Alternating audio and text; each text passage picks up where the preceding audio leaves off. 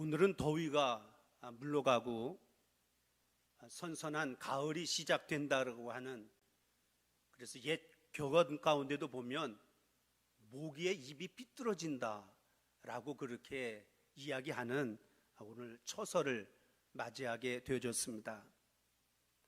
하지만 대부분 지역에 폭염특보가 발효되어져서 무더운 날씨가 계속되어지고 있고, 또 제8호 태풍 바비라고 하는 태풍이 이제 이번 주 수요일과 목요일쯤에서 수도권을 관통하여 지나간다라고 하는 그러한 예보를 우리가 받고 지내는 가운데 있습니다.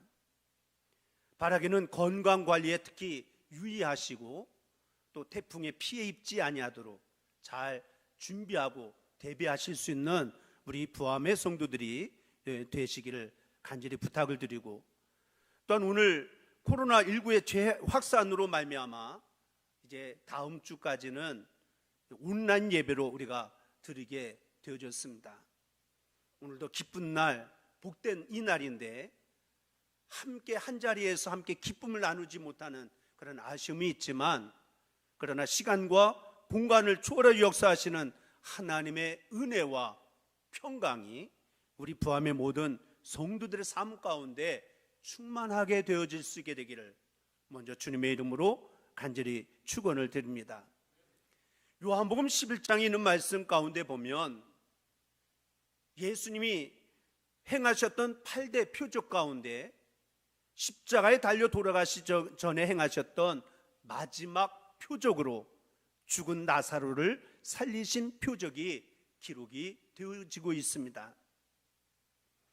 이 표적은 주님에게 죽음을 이기실 능력이 있다라고 하는 사실을 보여주는 좋은 증거일 뿐만 아니라 앞으로 예수님 자신이 죽음을 정복하고 부활할 것을 미리 암시해주는 예고편이다라고 그렇게 말씀을 드릴 수가 있습니다. 예수님이 부활하시기 전에 죽었던 세 사람을 살렸던 기적을 행하셨던 사건이 복음서에 기록이 되어지고 있습니다. 누가복음 7장에 있는 말씀 가운데 보면 나인성 과부의 아들이 죽어서 상여를 메고 나올 때에 주님이 그 상여를 머물러 서게 하시면서 청년아 일어나라 라고 명령하심으로 살아나게 되어지는 역사가 있게 되어졌습니다. 또 마가복음 5장에 있는 말씀 가운데 보면 회당장이었던 야이로의 딸이 죽었을 때에 예수님은 달리다금 말씀하시면서 죽었던 소녀를 살리시는 그런 기적을 또한 행하셨습니다. 그리고 방금 전에 말씀을 드렸던 요한복음 11장에 있는 말씀 가운데 보면 하나님의 도우심이라 라고 하는 뜻을 가지고 있던 나사로가 이미 죽은 지 나흘이나 지나서 썩은 냄새가 나는 무덤 앞에서 우리 친구 나사로가 잠들었도다 내가 깨우러 가노라 하면서 죽었던 나사로를 살리셨던 그런 기적을 주님께서 행해 주셨습니다. 그 이후에 요한복음 12장에 있는 말씀 가운데 보면 나사로를 예수님이 살려주신 데 대하여 감사한 마음으로 예수님을 초청하고 또 예수님을 기쁨으로 접대하는 그런 장면이 소개가 되어지고 있습니다. 결국 주님의 은혜와 사랑을 직접 체험했던 마리아가 주님께 온전한 헌신을 드리게 되어졌던 그러한 모습을 우리에게 보여주고 있습니다. 더 나아가서는 마가복음 14장에 있는 말씀 가운데 보면 평행북문인 이 말씀 속에는 마리아의 아름다운 헌신이 복음이 전해지는 곳마다 이 일이 함께 전하여져서 모든 성도들이 본받아야 할 만큼 값진 헌신의 모범으로 삼아야 한다라고 주님께서 특별히 말씀을 하고 있습니다. 이것은 또한 그만큼 많은 사람들이 주님의 은혜에 대해서 감사할 줄 모르고 있다라고 하는 것을 암시해 주고 있는 그러한 의미가 담겨져 있다라고도 생각을 해볼 수가 있습니다. 우리 부함의 성도들은 주님의 은혜를 잊지 아니하고 살아가는, 또 더 나아가서는 지극히 작은 은총이라도 일일이 기억하며 감사하면서 살아갈 수 있는 우리 부함의 성도들이 되어줄 수 있게 되기를 주님의 이름으로 간절히 부탁을 드립니다. 그리고 참된 헌신은 진실한 사랑에서 나온다라고 하는 것을 우리가 교훈으로 삼으면서 더욱더 주님을 뜨겁게 사랑하는 가운데 우리의 헌신이 작아지거나 약해지지 않는, 더 기쁨의 헌신을 사명으로 잘 감당하며 나갈 수 있는 우리 부함의 성도들이 되시기를 주님의 이름으로 간절히 축원을 드립니다. 또한 우리가 바울 서신을 읽어가면서 보면 사도 바울이 말하는 하나님의 은혜가 무엇인가 라고 하는 것을 몇 가지로 생각해 볼 수가 있습니다. 먼저는 사도 바울은 내가 죄인 중에 괴수다 라고 고백할 만큼 죄를 깨닫게 해주신 것이 하나님의 은혜임을 고백하며 감사하고 있습니다. 또한 일꾼이 되게 해주신 것, 다시 말하면 내가 구원받은 것도 감사한데, 죄를 용서해 주신 것만도 감사한데, 하나님의 거룩한 일을 감당하는 일꾼이 되게 해주셨으니 더더욱 하나님 감사합니다 라고 그렇게 사도 바울은 고백하고 있습니다. 그리고 일꾼이 되어질 뿐만 아니라 날마다 나를 변화시켜 주시는 주님, 그 은혜를 늘 하나님 앞에 감사하며 찬양하는 모습이 바울의 서신 가운데 깊이 흐르는 그러한 말씀의 주제가 되어지고 있습니다. 그 중에서 이 시간 하나님의 은혜를 받으면 우리의 삶이 어떻게 변화되어져 가는지, 변화되어져야만 하는지, 이러한 문제를 살펴보면서 이 한 시간 우리가 피차에 함께 은혜를 나누고자 합니다. 미국의 문화평론가 엘빈 토플러라고 하는 사람이 1980년도에 제3의 물결이라고 하는 저서를 내놓았습니다. 그래서 전 세계 사람들이 함께 주목하고 그 이야기를 보면서 그 내용 가운데 보면 앞으로 인간의 삶의 모습이, 삶의 질이 엄청나게 변화가 되어지게 될 것이다. 그리고 나서 40년이 지난 지금에 와서 보면 그의 말대로 이 세상은 얼마나 많은 것들이 변화되어졌는지 알 수가 없습니다. 그런데 성경은 스스로 영원히 존재하시는, 그러면서도 변하지 아니하시는 그분 하나님에 의해서 이 세상은 변화되어지고 있고 사람도 변화시키신다라고 하는 것을 성경은 증거해 주고 있습니다. 하나님은 지금도 악한 것을 선하게, 거짓된 것을 참되게, 더러운 것을 아름답게 변화시키고 계시는 줄로 믿습니다. 하지만 이것에 맞서는 세력이 있습니다. 그것은 우리가 잘 아는 바로 사탄입니다. 사탄은 하나님이 하시는 일을 수단과 방법을 가리지 아니하고 방해하는 방해꾼임에는 틀림이 없다라고 하는 것입니다. 하나님께서 무엇인가를 하려고 하실 때면 꼭 끼어들어서 그 일을 방해하고 흔들어서 마음의 일치를 분열시키고 있습니다. 그런데 왜 그런 사탄을 하나님께서 싹 쓸어버리지 아니하시고 그대로 놔두실까라고 하는 것을 우리가 유념하며 깊이 생각해 보아야 할 줄로 믿습니다. 하나님께서는 우리를 변화시키시고 날마다 사람을 변화시키시는 하나님이신데, 하나님은 필요한, 우리를 변화시키는 그런 삶 가운데 필요한 존재로 사탄을 허용하시는 이것은 하나님의 특별한 섭리이다라고 하는 것을 우리가 기억해야 될 줄로 믿습니다. 따라서 우리는 사탄을 결코 가볍게 보아서는 아니 될 줄로 믿습니다. 그리고 사탄의 존재를 그대로 허용하시는 하나님의 의도를 우리는 바르게 이해하고 헤아릴 줄도 아는 우리 모두가 되어져야 될 줄로 믿습니다.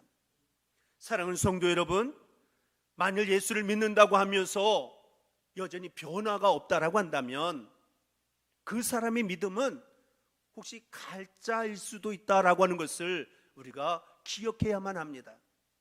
변화의 능력을 소유하신 예수님을 만났는데도 변화가 일어나지 않는다라고 한다면 예수님을 잘못 만났든지 아니면 거짓으로 만났다라고 밖에 달리 설명할 길이 없기 때문이라고 하는 것입니다. 이것을 전제로 하면서 하나님으로부터 은혜를 받으면 일어나야만 하는 몇 가지 변화가 있는데 나의 믿음 생활의 현주소는 어떠한가 라고 하는 것을 깊이 말씀을 살펴보는 가운데 나 자신을 살펴보고 새로운 다짐과 결단이 되어지는 시간이 되시기를 주님의 이름으로 간절히 축원을 드립니다. 먼저 첫째로는 하나님으로부터 은혜를 받으면 믿음이 생깁니다. 그 믿음이 약했던 믿음이 강한 믿음으로 바꿔지게 되어진 줄을 믿습니다. 요한복음 6장 37절에 있는 말씀 가운데 보면 아버지께서 내게 주시는 자는 다 내게로 올 것이요 내게 오는 자는 내가 결코 내쫓지 아니하리라 라고 주님이 말씀하고 있습니다. 또 고린도전서 12장 3절 하반절에 있는 말씀 가운데 보면 성령으로 아니하고는 누구든지 예수를 주시라 할 수 없느니라 라고 그렇게 말씀을 하고 있습니다. 베드로의 아름다운 신앙의 고백을 들었던 예수님이 마태복음 16장 17절에 있는 말씀 가운데 보면 바요나 시몬아 네가 복이 있도다 이를 네게 알게 한 이는 혈육이 아니요 하늘에 계신 내 아버지시니라 라고 주님이 말씀하신 바가 있습니다. 이렇게 믿음이라고 하는 것은 갑자기 땅에서 솟아나는 것이 아니고 하늘에서 내려오는 선물이다 라고 하는 것을 성경은 강조해 주고 있습니다. 믿음은 우리의 선행이나 노력이나 공부를 통해서 소유할 수 있는 것이 결코 아니라 전적인 하나님의 은혜로만 믿어지고 그 믿음이 세워지고 하나님의 은혜로만 믿음이 성장과 성숙을 이루어가게 되어진 줄을 믿습니다. 그리고 그러한 믿음으로 말미암아 우리는 하나님과의 새로운 관계가 시작이 되어지고 그래서 이 모든 우주 만물의 주인이 되시고 역사의 주관자가 되시는 하나님과의 아름다운 관계로 말미암아 내게 부족함이 없고 내게 모든 것이 부요하고 내 삶에 넉넉한 은혜가 있어서 늘 기쁨과 감사가 넘치는 삶을 살아가는 그런 믿음의 성도가 되어진 줄을 믿습니다. 또한 하나님의 은혜로 믿음이 생기다 보니까 예수 믿고 난 다음에 우리의 입에서는 의식적이든 무의식적이든 하나님 감사합니다 라고 하는 그런 고백이 저절로 나오게 되어지는 것입니다. 바라기는 하나님 감사합니다 이러한 고백이 부담 없이 자연스럽게 나의 입에서 우리 부함의 모든 성도들의 입에서 고백되어질 수 있는 믿음의 성도들이 되어질 수 있게 되기를 주님의 이름으로 간절히 축원을 드립니다. 영국과 오스트리아에서 40년 동안이나 교도소 생활을 했던 아주 악명이 높은 한 죄인이 있었습니다. 그를 어떻게든 좀 새롭게 사람을 바꿔보겠다라고 50대를 8번이나 교도소에 생활하면서 매를 맞는 그러한 일들이 있었지만 조금도 사람이 변화가 되어지지 아니했습니다. 그런데 그렇게 변화되지 아니했던 악명 높은 죄수에게 어떤 한 사람이 예수의 복음을 증거해 주었습니다. 어떠한 죄인이라 할지라도 예수님이 그 죄를 대속해 주시기 위하여 십자가에 못 박혀 돌아가셔서 그 예수를 믿기만 하면 모든 죄가 용서함을 받아 그 주님이 왕노릇하시는 하나님의 나라 하나님의 백성이 되어져서 눈물도 고통도 괴로움도 아픔도 죽음도 없는 세상에서 영원히 사는 길이 있습니다 라고 하는 복음을 전해 주었더니 며칠도 되지 아니해서 그가 예수의 복음을 받고 성령님이 역사하시니까 그의 마음이 움직이기 시작을 하고 40년 동안 많은 사람들이 애를 쓰고 노력을 해도 조금도 변화되어졌던 그의 인생이 놀라운 변화가 있게 되어졌다라고 하는 그런 짧은 글의 내용을 본 적이 있습니다. 이처럼 하나님의 은혜로 믿음을 받게 되어지면, 믿음이 있어지게 되어지면 삶의 총체적인 변화가 나타나게 되어진 줄로 믿습니다. 이것을 우리는 전인적인 변화다라고 그렇게 말할 수가 있습니다. 믿음으로 인하여 전인적인 변화가 일어나면 인간성도 변화가 되어지기 시작을 해서 마음도 변하고 관심도 변하고 시각도 변화되어지고 취미도 변화되어지는 삶을 살아가는 놀라운 역사가 하나님의 은혜 가운데 나타나게 되어진 줄로 믿습니다. 결국 하나님으로부터 은혜를 받으면 믿음이 생겨나게 되고, 믿음이 생겨지면 삶이 변화되어지고, 그 삶의 변화 가운데 감사가 가능해지는 역사가 있게 되어져서 삶의 자리가 때로는 힘들고 어려운 고난이 온다 할지라도 그리스도 안에서 범사의 감사의 삶을 살아가는 복된 성도의 삶이 되어지게 되어진 줄을 믿습니다. 바라기는 우리 부함의 모든 성도들 한 사람 한 사람마다 하나님의 은혜를 받고 더욱더 강한 믿음, 굳세 믿음, 열심히 있는 믿음으로 무장하셔서 하나님께 더욱더 기쁨이 되어지고 하나님 앞에 영광 돌리며 나가는 복된 삶이 되어줄 수 있게 되기를 주님의 이름으로 간절히 축원을 드립니다. 또한 두 번째로는 하나님으로부터 은혜를 받으면 순종이 일어나게 되어져 있습니다. 순종이 되어진다. 우리가 순종에는 이성적인 순종이 있고 영적인 순종이 있다라고 두 가지로 나누어서 생각해 볼 수가 있습니다. 이성적인 순종이라고 하는 것은 자기의 상식, 윤리, 체면 같은 것을 가지고 순종하는 것을 말한다라고 이야기할 수가 있습니다. 이런 상황이라고 한다면 남들도 하니까 나도 해야지 라고 하는 그런 생각 속에서 합리적이고 논리적이고 타당성이 있어야만 순종이 되어지는 그런 순종을 우리는 이성적인 순종이다 라고 그렇게 말할 수가 있습니다. 그래서 이성적인 순종은 항상 스스로가 선별하게 되어지는데 오늘날 이러한 이성적인 순종에만 머물러 있는 믿음의 성도들이 여전히 아직도 많이 있다라고 하는 것입니다.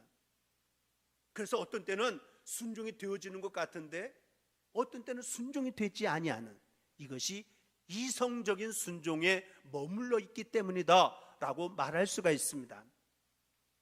하지만 영적인 순종이 있는데 이 영적인 순종이라고 하는 것은 절대적인 순종을 의미하는 것입니다.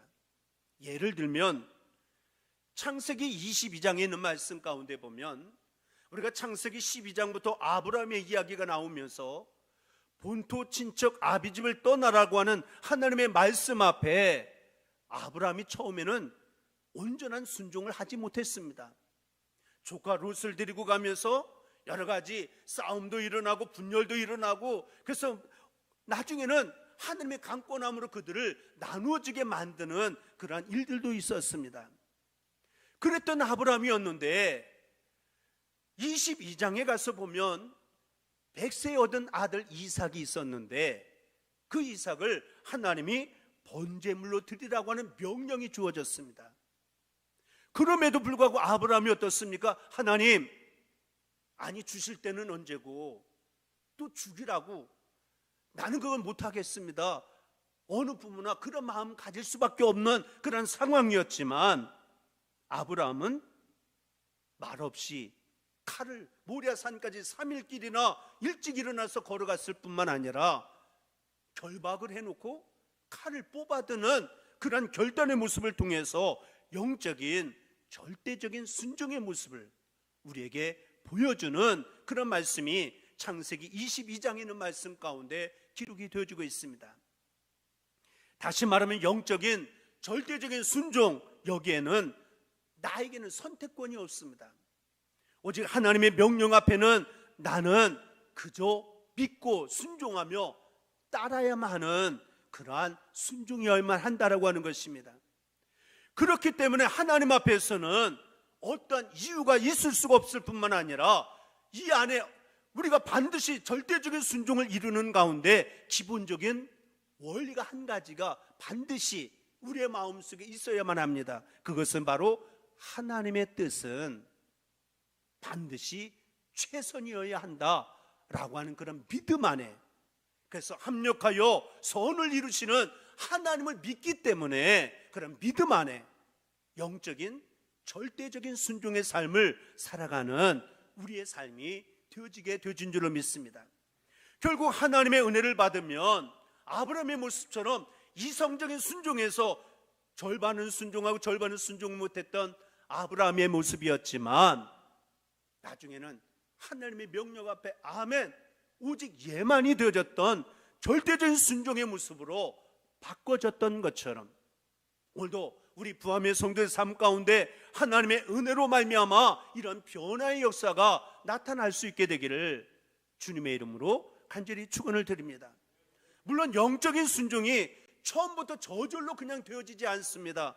그렇다 할지라도 우리가 낙심하지 말고 은혜를 받지 못하면 머리로만 신앙생활하지만 은혜를 받으면 마음으로 신앙생활이 되어지다가 결국은 그 신앙생활이 결국은 순종이 가능하게 되어진다라고 하는 것을 기억하면서 은혜를 사모하고 은혜 받기를 더욱더 열심을 더하는 우리 부함의 성도들이 되어져야 될 줄로 믿습니다. 그렇기 때문에 믿음 생활에서 은혜를 성서는 순간순간마다 얼마나 강조하고 있는지 알 수가 없습니다. 특히 은혜를 받고 절대 순종을 하다 보면 믿음이 자라나게 되어지는데 이것을 우리 감리교에서는 성화다라고 그렇게 우리가 표현을 하고 있습니다. 우리가 구약의 요나서를 보면 우리가 많은 교훈을 얻을 수가 있는 것 가운데 하나가 뭐냐면 하나님이 요나에게 니느웨로 가라 명령하셨습니다. 그런데 요나가 어떻게 했습니까? 내 생각으로 자기의 판단으로 불순종했습니다. 혹시 지금 우리에게 하나님이 나에게 하시는 말씀이 있는데 만약에 이해하지 아니하고 아니요 하는 것이 있다라고 한다면 하루속히 빨리 바꾸는 우리의 삶이 되어져야 될 줄로 믿습니다. 요나가 그것 때문에 얼마나 많은 어려움을 겪습니까? 더더군다나 요나는 자기 한 사람만 고난으로 끝난 것이 아니었습니다. 그의 불순종 때문에 자기 개인에게만 국한되어지는 것이 아니라 그 배에 타고 가던 많은 사람들이 얼마나 많은 어려움과 고난을 겪게 되어졌는가라고 하는 것을 성경은 우리에게 보여주고 있습니다. 아담 한 사람의 불순종 때문에 온 인류가 불행에 빠지고 죄가 들어오고 죽음이 온 것처럼 불순종한 사람 한 사람 때문에 주변의 많은 사람들이 어려움을 당할 수도 있다라고 하는 것을 우리가 늘 기억하면서 순종의 삶을 살아갈 수 있는 저와 여러분들이 되어줄 수 있게 되기를 주님의 이름으로 간절히 부탁을 드립니다. 믿음 생활이 성숙해지려면 순종해야 합니다. 거듭 말씀을 드리지만 이성적인 순종에만 머무르지 말고 영적인 순종을 하고 절대적인 순종의 자리까지 나가는 우리 모두가 되어줄 수 있게 되기를 주님의 이름으로 간절히 축원을 드립니다. 만약에 지금 그것이 안 되더라도 너무 걱정하지 말고 하나님께서 영적인 순종의 사람으로 나를 변화시키게 해달라고 하나님 앞에 기도하고 간구하는 저와 여러분들이 되어져야 될 줄로 믿습니다. 그리하여 이성적인 순종에서 영적인 순종으로 변화가 일어나게 되어지는 우리 부함의 모든 성도들이 다 되어줄 수 있게 되기를 주님의 이름으로 간절히 축원을 드립니다. 오늘도 주님이 말씀하시는 말씀 가운데 하나님이 가라사대라고 하면 아멘 하시며 믿음 생활하시는, 기쁨으로 순종하시는 우리 모두가 다 들을 수 있게 되기를 다시 한번 주님의 이름으로 간절히 축원을 드립니다. 세 번째로는 하나님으로부터 은혜를 받으면 사랑이 넘치는 삶을 살아가게 되어진다라고 하는 것입니다. 특별히 사랑은 관심의 변화를 의미하고, 그 관심의 변화 가운데 가장 중요한 것은 이웃에 대한 관심이 변화되어지는, 자기 지향적이던 사람이 이웃 지향적인 사람으로 바꿔짐으로 사랑의 수고를 아끼지 않게 하는 삶의 변화가 나타나게 되어진다라고 하는 것입니다. 오늘 본문 말씀 가운데 먼저 신약에 있는 말씀, 세리장이었던 삭개오에 대한 이야기가 있습니다. 삭개오, 한마디로 이야기하면 돈의 노예였습니다. 돈이라고 한다면 이웃도 없고 동족도 없습니다. 오직 자기 하나만 치부하고 출세하는 것으로 족하게 여기며 살아왔던 사람이 바로 삭개오라고 하는 사람이었습니다. 이러한 삭개오가 예수님을 만났습니다. 예수님을 만나고 은혜를 받았습니다. 그리고 난 다음에 오늘 봉독되신 본문 말씀 가운데 보면 삭개오가 이렇게 고백을 합니다. 8절에 있는 말씀 가운데 보면 삭개오가 서서 주께 여짜오되 주여 보시옵소서, 내 소유의 절반을 가난한 자들에게 주겠사오며 만일 누구의 것을 속여 빼앗은 일이 있으면 내 갑절이나 갚겠나이다. 여러분, 이 고백 중에서 어떤 단어가 마음에 와닿습니까? 저는 가난한 자들에게 라고 하는 단어에 눈길이 가고 있습니다. 다시 말하면 삭개오에 있어서는 지난날들의 삶이 어떻습니까? 가난한 사람은 착취의 대상이었지 구제의 대상은 결코 아닌 삶을 살아왔던 삭개오였습니다. 그러니까 그 이전에는, 은혜 받기 이전에는 가난한 사람들은 안중에도 없던 사람들이었는데, 은혜를 받고 나니까 그의 마음속에 사랑이, 하나님의 풍성한 사랑을 받고, 그리고 사랑이 넘치다 보니까 결국은 이웃에 대한, 특별히 가난한 사람에 대한 생각이 그의 마음속에 저절로 생각이 들게 되어졌다라고 하는 것입니다. 창세기 50장에 나오는 요셉도 마찬가지입니다.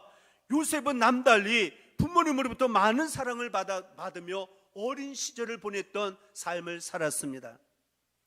야곱은 자신이 사랑했던 아내 라헬의 아들이라고 하는 이유 하나로, 또 어린 나이에 어머니를 잃었다라고 하는 애절함 때문에 남달리 요셉을 사랑하면서 그에게 채색 옷을 입힐 만큼 특별하게 관심과 돌봄 가운데 요셉은 어린 시절을 지냈습니다. 요셉은 요셉대로 자기가 어렸을 적에 꾸었던 그 꿈을 형제들 앞에서 떵떵거리며 이야기하면서 거들먹거리기도 했던 요셉, 결국 남을 관용할 줄 몰랐던 요셉이었던 그가 세월이 흐르면서 모진 고난의 풍파를 지나오는 삶의 과정 가운데 하나님과 함께하는 삶을 살아가다가 은혜를 받고 나서 그의 삶에 놀라운 변화가 있게 되어졌습니다. 그래서 50장에 와서 보면 모든 것 하나님의 은혜요, 하나님의 섭리였습니다. 이렇게 요셉은 고백하면서 형들을 모든 것 용서하고 그들을 받아들이고 그들의 앞날의 삶도 책임질 만큼의 그러한 결단의 마음을 베푸는 그런 사랑의 삶의 모습으로 변화되어진 모습이 요셉의 모습이었다라고 하는 것입니다. 사실 우리가 살아가는 이 세상은 상당히 이해타산적인 삶을 살아갈 때가 얼마나 많은지 알 수가 없습니다.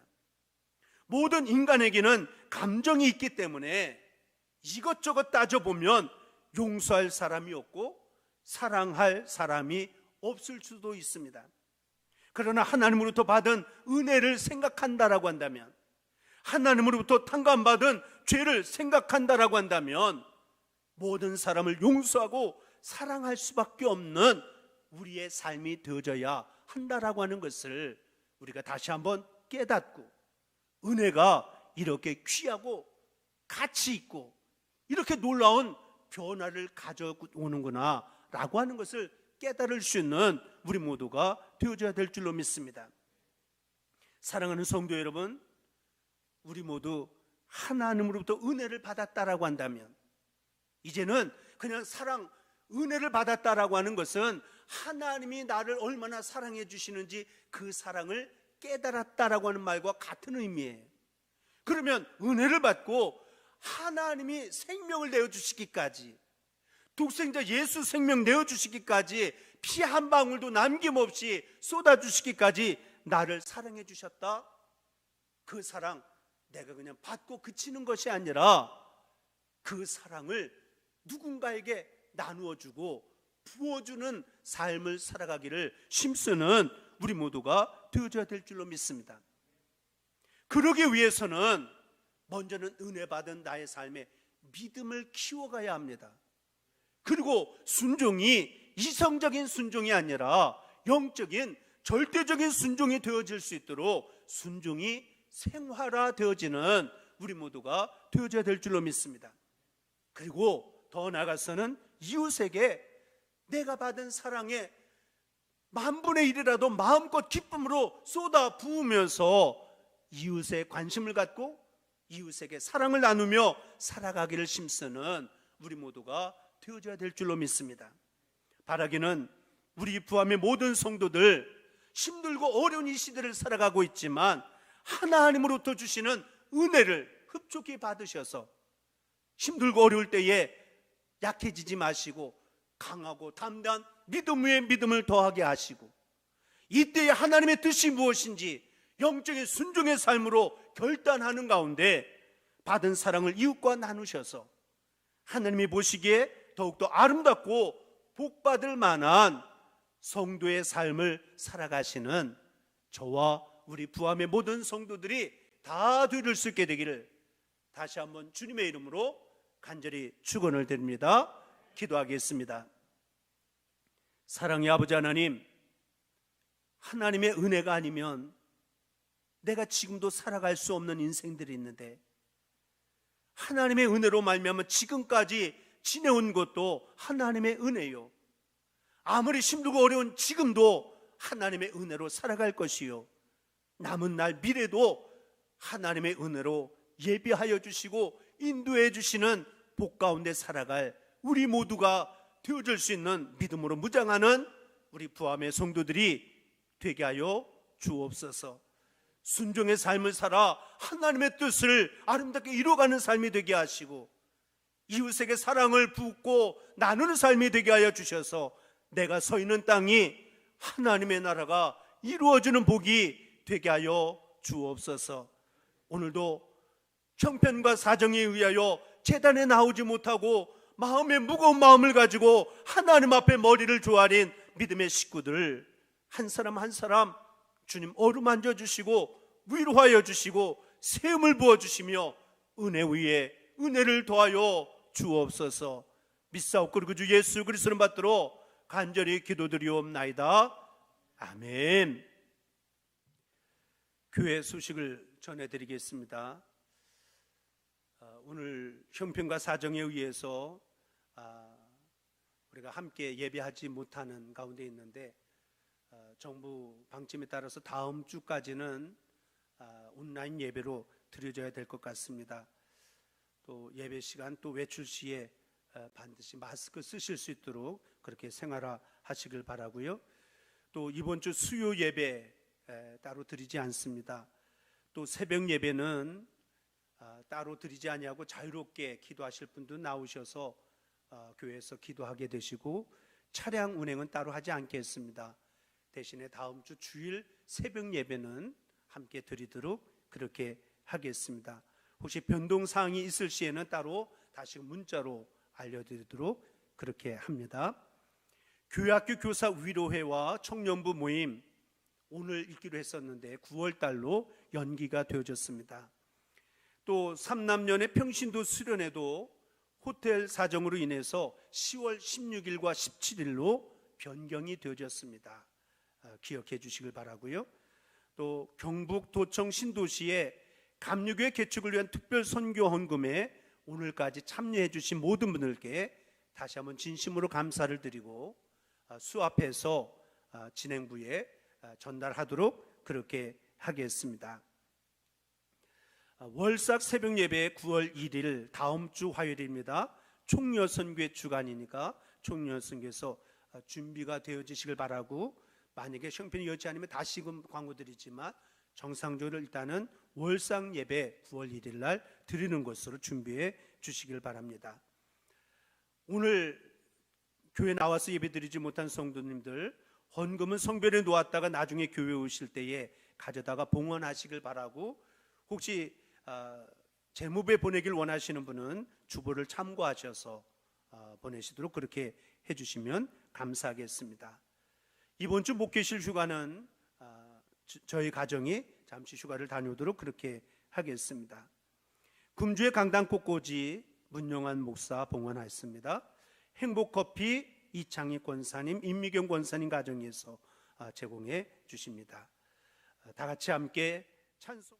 살아서 역사하시는 우리들의 아버지 하나님, 크고 두려우신 나의 아버지 하나님, 코로나19로 인하여 우리 부암의 성도들 어려운 일 만나지 않게 하시고, 2주간에 다가오는 태풍으로 인하여 피해 입지 아니하도록 불꽃 같은 눈동자로 지켜 보호하여 주옵소서.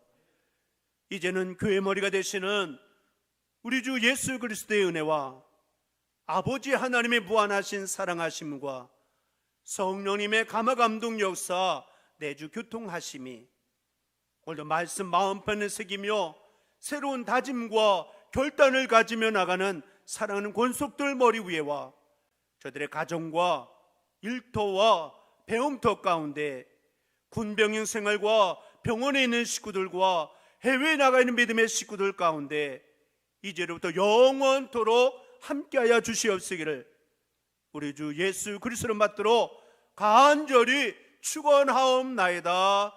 아멘.